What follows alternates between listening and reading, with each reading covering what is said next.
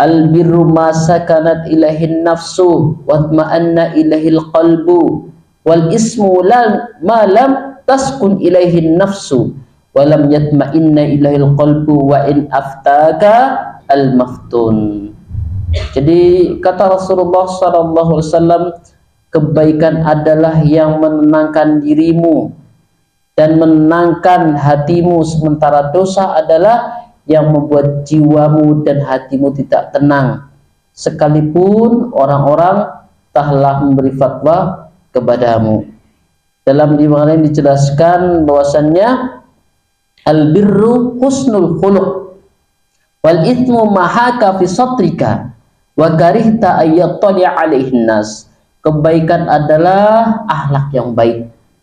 Wal ithmu, dosa adalah apa-apa yang membuat hatimu gelisah. Ya. Wa karihta ayyattali alaihin nas, dan benci jika dilihat orang lain. Apa faedah dari hadis ini jamaah sekalian dirahmati Allah Subhanahu wa taala, bahwa muslim yang baik ketika berbuat dosa gelisah hatinya. Ya. Dia merasa bersalah. Dia merasa betul-betul sadar bahwa itu adalah pelanggaran.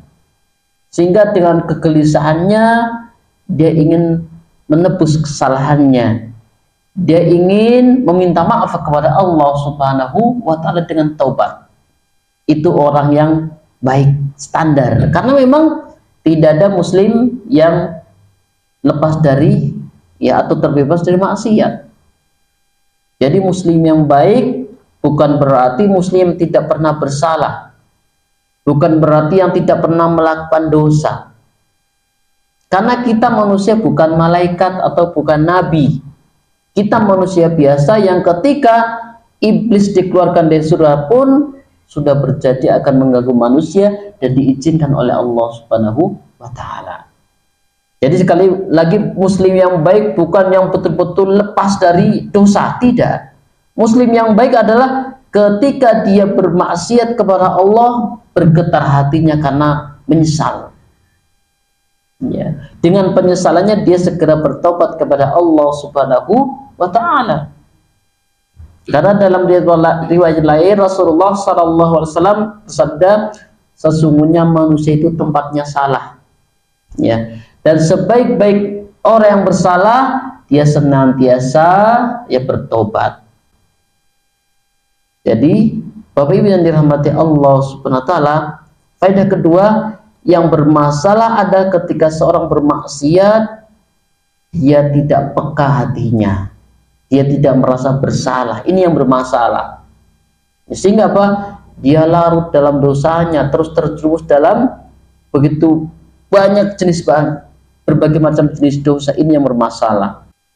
Karena hati yang baik itu dia punya kepekaan, sensitivitas.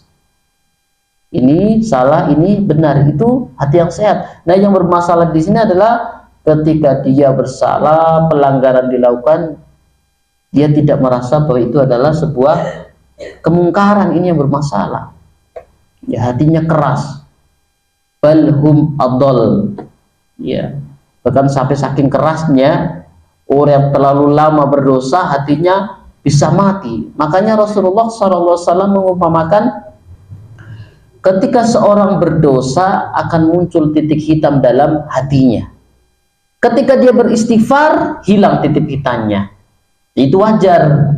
Dia segera bersihkan, karena tidak mungkin kita tidak berdosa. Kemudian ketika orang berdosa tidak segera bertobat, maka titik hitamnya akan banyak menempel dalam hatinya. Sehingga apa?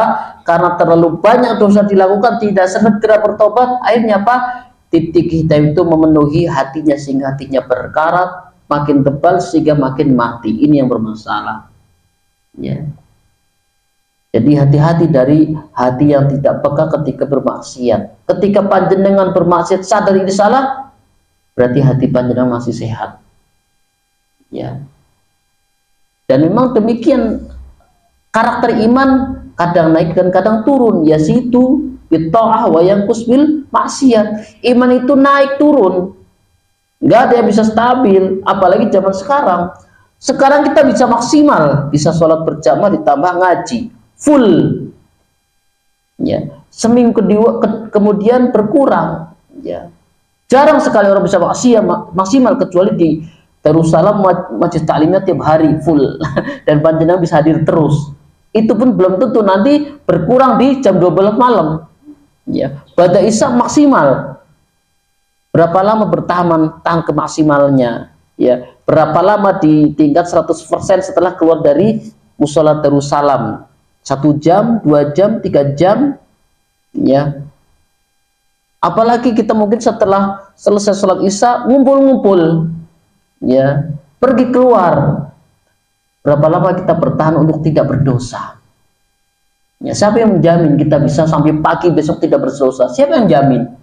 Setiap batas sholat kita istighfar, dan Allah jadikan setiap keutamaan amal adalah penghapus dosa. Nah, dan anehnya lagi jamaah sekalian Bapak Ibu yang dirahmati Allah SWT, sudah tidak punya kebaikan, tidak pernah beristighfar, maksiat jalan, dari mana dia akan menebus dosanya? Ya. Dia tidak pernah beribadah, maksiat jalan, dia makin menumpuk dosanya, menggunung. Berbeda dengan orang yang hatinya sehat, dosa istighfar, ya, dia dalam keadaan baik. Makanya ulama mengatakan tidak ada dosa besar ketika dia beristighfar, tidak ada dosa kecil ketika dia melakukan dosa terus menerus. Jadi jamaah sekalian Bapak Ibu yang dirahmati Allah SWT, jadi mengkhawatirkan ketika orang sudah tidak beribadah, tidak mau beristighfar, dosanya naik terus.